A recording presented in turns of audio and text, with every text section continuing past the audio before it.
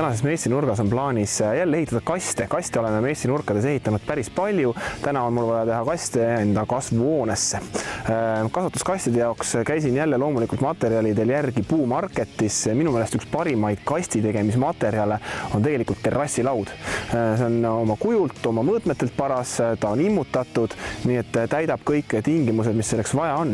Kusjuures positiivne on see, et Puumarketis saab ka muid asju peale puidu, nimelt kasti sisuks plaanin ma panna mingisuguse nii-öelda niiskust tõkestava materjali, selleks on ideaalne see mummuline vundamendi kate. Selle sain ma loomulikult ka Puumarketist. Nüüd pole muud, kui asun tööle. Seekord see kassi plaanin ma jälle lõigata kokku nurgast 45 kraadi all.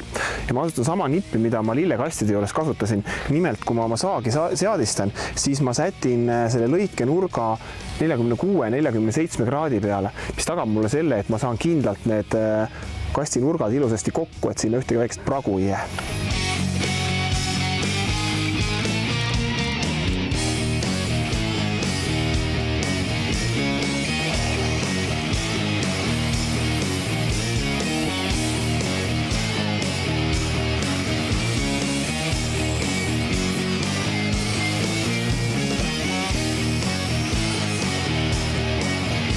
Kasti pealmised servad teen lapiti lauast nagu tavaliselt, aga seekord ma tahan teha natuke kitsama.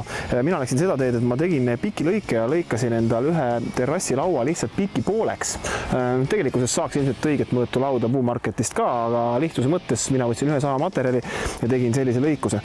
Selleks, et nüüd need servad oleks natuke pehmemad ja ümarad nagu need ülejäänud höövelmaterjali servad, selleks ma lasen nad freesiga kergelt üle.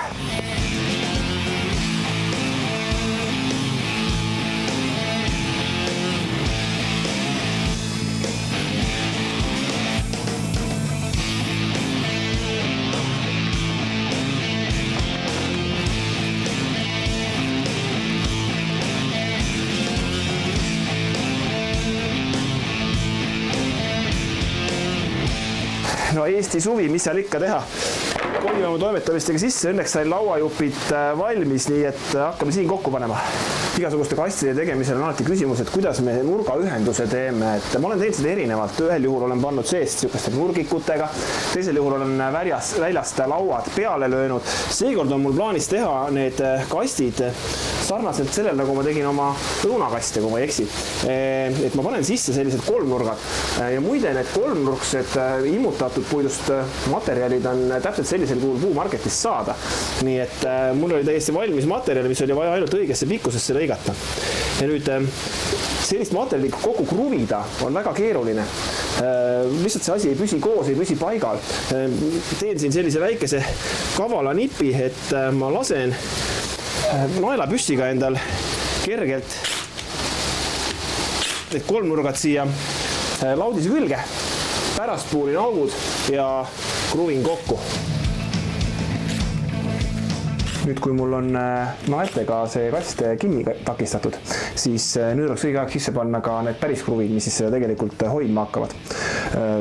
Kuna aga see kasti nii-öelda kruvimine käib üsna laua otstest ja ega tegelikult need kolmnurgad ka nüüd nii tugevad ei ole, siis ma puurin augud ette.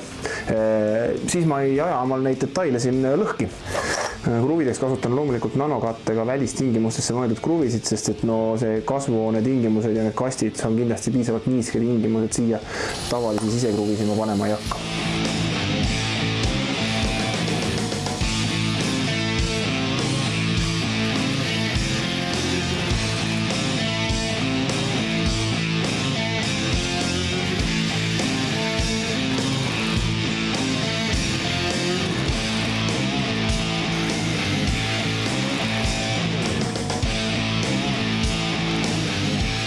Nõnda. Ja nüüd panemegi peale siia need kattelistud, mis siis nii-öelda selle ehitusliku poole natukene ära varjavad ja sellele projektile viimase viimistluse annavad.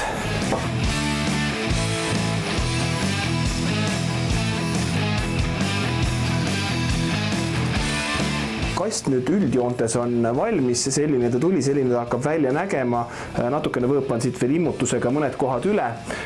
Nüüd tuleb sisse panna siia selline kattekiht, nagu ma ütlesin, vundamendi kate, mis siis hakkab hoidma seda mulda siin sees, ei lase laudise vahelt välja vajuda ja ühtlasi kaitseb ka natuke laudist selle vastu, et see laudis kiiresti kõdunema hakkaks. Aga enne ma teen paar kasti veel valmis ja siis paneme siia sisse selle katte. Nõnda, viimase etapina paneme siis selle vundamendi katte siia sisse. See on mul planeeritud selliselt, et ta jääb enam-vähem kenasti siia selle serva alla, mis tähendab seda, et ta ei hakka silma torkama, jääb kõik niisugune soliidne ja ilus. Seda siia otseselt kuidagi kinnitama ei pea, sellepärast et muld on see, mis selle tegelikult siia vastu surub. Ja viimase sättimine saab teha siis selliselt, et muld hakkab juba sisse tekkima. Aga minu töö on siinkohal tehtud. Nüüd annan teatepulga edasi Priidule, kes vaatab, mis siia kasti sisse siis kohe istutada kannataks.